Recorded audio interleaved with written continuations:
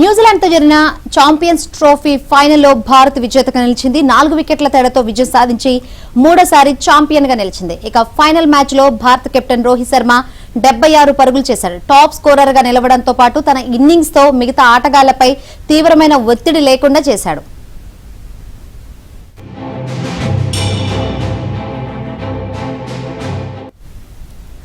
Champions trophy అనంతరం రోహిత్ వన్డేలకు వీడ్కోలు పలుకుతాడని పెద్ద ఎత్తున ప్రచారం జరిగింది. అయితే ఆ ఊహాగానాలకు తనే చెక్ పెట్టాడు.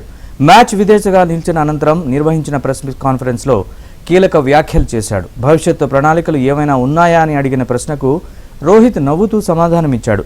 తనకు భవిష్యత్తు గురించి ఇప్పుడే ఎలాంటి ప్లాన్లు లేవని పేర్కొన్నాడు. తన రిటైర్మెంట్ గురించి ఎలాంటి ప్రచారం చేయొద్దని, వన్డే ఫార్మాట్ నుంచి ఇప్పుడే తాను రిటైర్ కావడం లేదని స్పష్టత ఇచ్చాడు.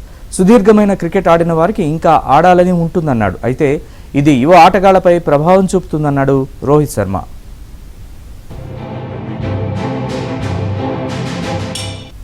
ఇక ఇంకో 2 నెలల్లో రోహిత్ కు 38 ఏళ్లు వస్తాయి.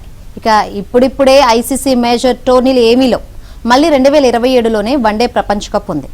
అప్పటి వరకు రోహిత్ జట్టులో కొనసాగపోవచ్చని, ఈ మేజర్ ట్రోఫీ కైవసం చేసుకున్న అనంతరం రిటైర్మెంట్ ప్రకటించవచ్చని అంతా భావించారు.